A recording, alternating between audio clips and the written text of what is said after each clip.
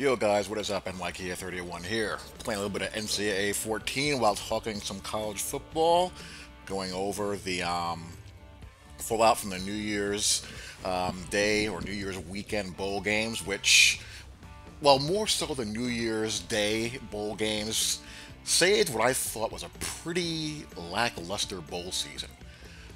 Not a whole heck of a lot of quality in a lot of the bowl games. There were some things that I liked that stuck out to me, but overall, outside of the January 1st games and a small handful of other games, I thought this bowl season flat out stunk. I think there's just too many games. Too many games. I mean, you have too many games like Florida Atlantic, Akron, and Troy, North Texas, Louisiana Tech, SMU, Temple, Florida International, Ohio, UAB, that are just a waste of time and just bring nothing to the table. But it is what it is. You got all these conference tie-ins, you got the TV money, you got the bowl payouts. They're gonna find teams to fill those games, and that's what you end up with. You end up with some really just atrocious matchups that you can't really do anything about. Let me start out with some of the lower tier bowl games that didn't get a whole heck of a lot of attention. One of the more fun games that I watched was the Foster Farms Bowl, Arizona Purdue. That was a fun game.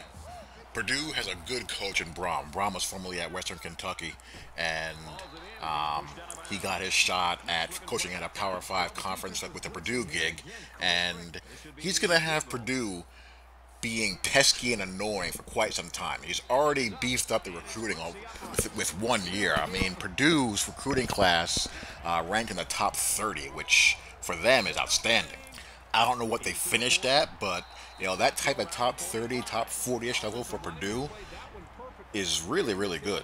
So when you combine that with a coach that knows what he's doing, and Purdue's going to be in that 8, 9 win category, 10 win when you get a recruiting class all together as juniors and seniors pretty quickly. He's going to have Purdue being a thorn on people's sides, and Khalil Tate running Rich Rod's offense is a complete treat to watch.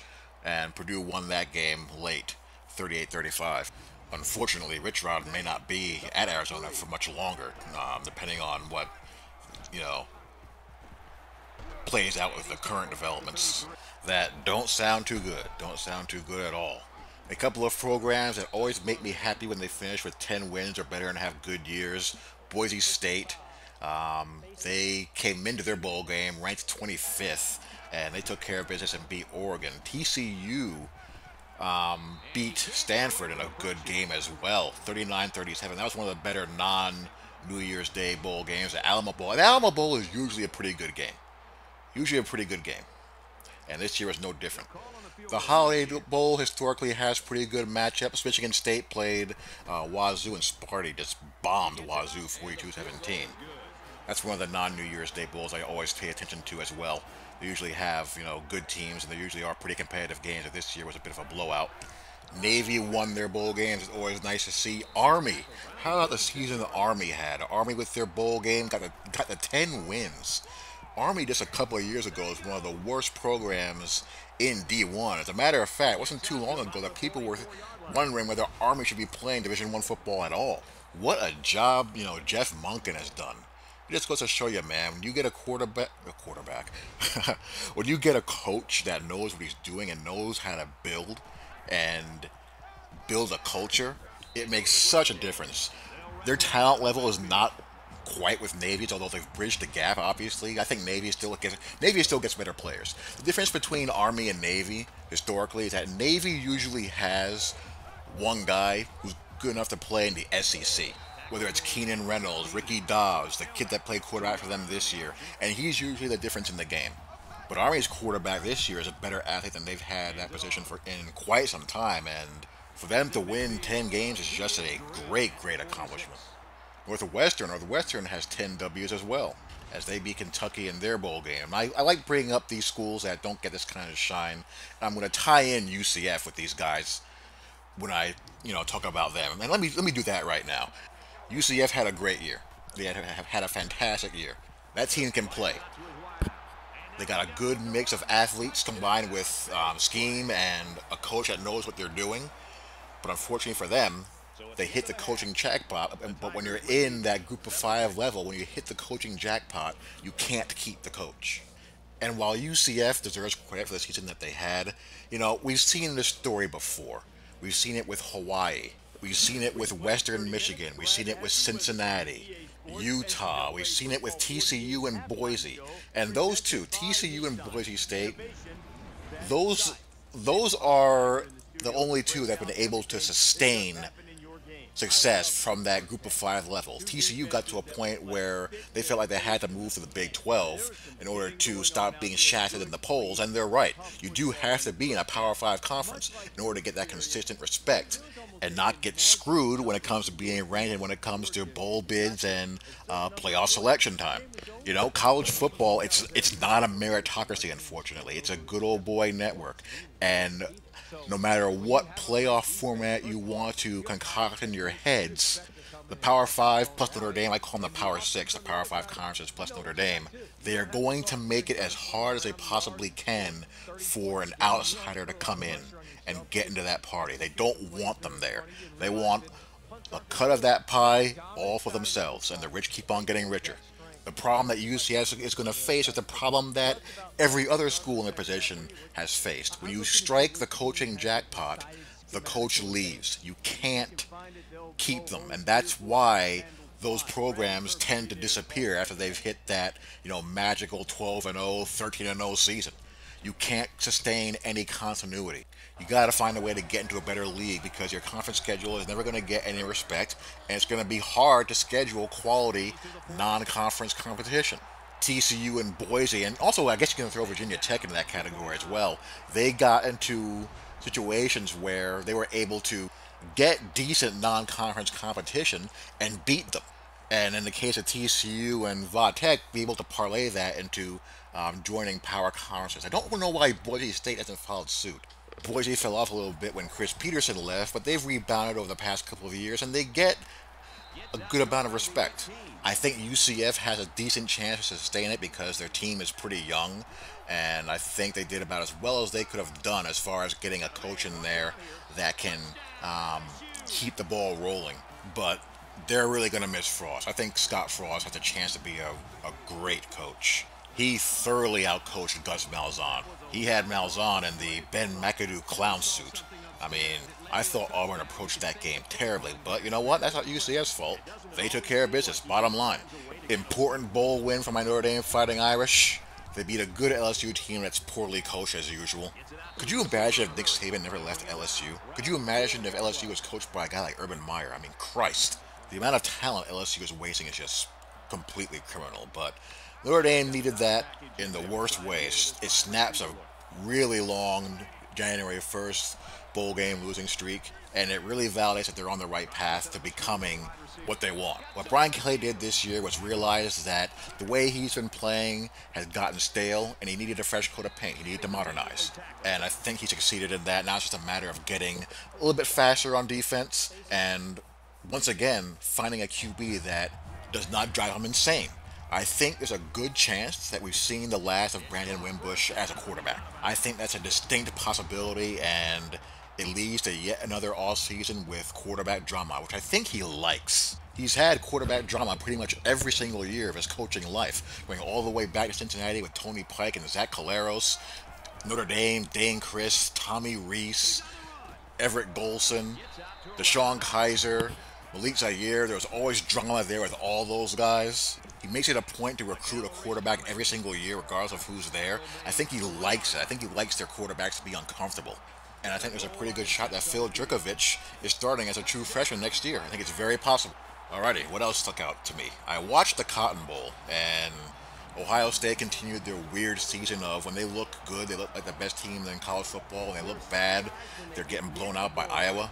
And Sam Darnold on the USC side, he's starting to worry me a little bit.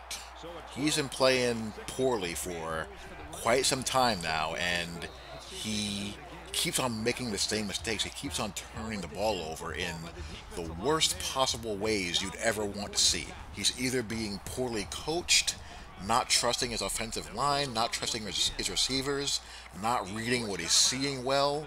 I suspect it's a combination of all of the above, but oof. He's going to be picked high by somebody. I just hope if it's my Jets, it gets ironed out and ironed out fast. I'm glad Wisconsin beat Miami. I like Wisconsin. I like what they represent. I love that they had a season that they did. And I'm sick of Miami and their stupid turnover chain. Miami, when they're not getting turnovers, they're ordinary. I'm sorry, they just are. I think they arrived a couple of years too early and they weren't quite ready for it once they played teams that weren't going to beat themselves. But I think long run, Miami's going to be just fine. Rick is as good a recruiter as anybody in the business, and he'll get you to big games. Now, what happens in those big games, that can be dicey with him sometimes, but he'll get you there. The Penn State-Washington game was as good a game as any game that was played the entire week. It was a really good game, and Penn State was really fun to watch in that game. I hope Penn State enjoyed it because they got to replace an awful lot of people next year. They're going to be a hurting unit, I think, but, you know, good close to a good season for them. The South Carolina-Michigan Outback Bowl was an interesting game to me. I'm starting to wonder if the bloom was starting to come off the Harbaugh rose a little bit. I think that bears watching. They lost a lot of talent from last year's team, and Harbaugh is a bit of a weird dude. I can see that situation getting annoying if they don't regroup that in a hurry. He's got to recruit some offense. That offense was hideous this season. Absolutely hideous. And he's got some help on the way. He recruited one of the top dual threat guys in the country, Joe Milton. And I don't see any reason why he would not compete for the starting quarterback spot right away, given what they have to work with. The playoff games. The Rose Bowl. That was a fun game. If you told me that Georgia was going to need 50 points, I would have said there's no way that they could win the game, because that means that they're letting Oklahoma just march up and down the field and they're scoring 55 or more points, because I don't think anyone can stop Oklahoma's offense but Oklahoma. But I also felt that Georgia would be able to move the ball because most people can move the ball against Oklahoma. But I couldn't see Georgia winning a track meet, and that's exactly what happened. First of all, Oklahoma had some of the most ridiculously bad run defense that you would ever see a team have anywhere at any level. It was just absurd, some of the things Oklahoma was doing up front. It was just unexplainably bad. When you combine that with Georgia clamping down on D and a questionable, play call or two here and there by the Sooners, and you had what you had, a furious rally, and Georgia win the game in overtime. I didn't think, after the fumble return for a touchdown by the Sooners, I didn't think there was any way that Georgia was going to win that game. But they did, and that is why college football is mental at times. I mean, what can you do? And now let's head up an all-SEC championship game, Georgia against Alabama. We apologize, Nick Saban. We will never doubt you ever, ever again. Please accept our humble apologies. I mean, what can you say? I did not think Alabama was going to win that game. I thought Clemson was going to run them off the field. I thought Clemson's defense was athletic enough to match what Alabama has to offer them offensively, and they were. The defense played well. But the thing that makes Alabama different in my mind from everybody else defensively in college football is that Alabama does not allow you to hide. They make your quarterback have to win the game. And if you don't have a dynamic player there, you're dead. You're going to lose. If you look at historically when Bama loses, generally, I mean, they lost the game to Ohio State, of course, but generally speaking, when they lose to great quarterback play. You're not going to beat Alabama in a phone booth. That's not going to happen very often. You're not going to out-athlete them out wide very often either. So what does that leave? That leaves your quarterback having to make NFL caliber throws, and there are just not that many guys who can do it on a consistent basis. And that's where they just suffocate teams. When they kill your run game and it's all on the quarterback to make something happen, what usually ends up happening is your quarterback short circuits, he gets overwhelmed, and that's when the pick sixes start to come, and the game is over. That should also give you a clue as to who I'm leaning towards winning next Monday. So I would love to hear what you guys think. I will talk to you all later. Peace. We'll see who's got the most leadership. At that point, I think, Brad, the quarterback's just better off just taking a sack. To go.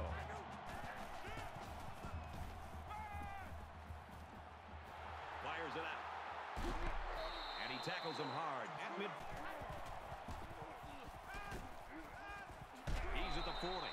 hits him hard at the 39.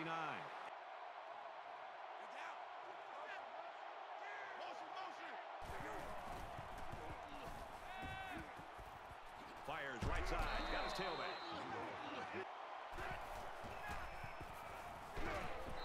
So the big blow comes from the defense. They come up with the stop of the day, and that'll ice this football game. Huge play for the defense.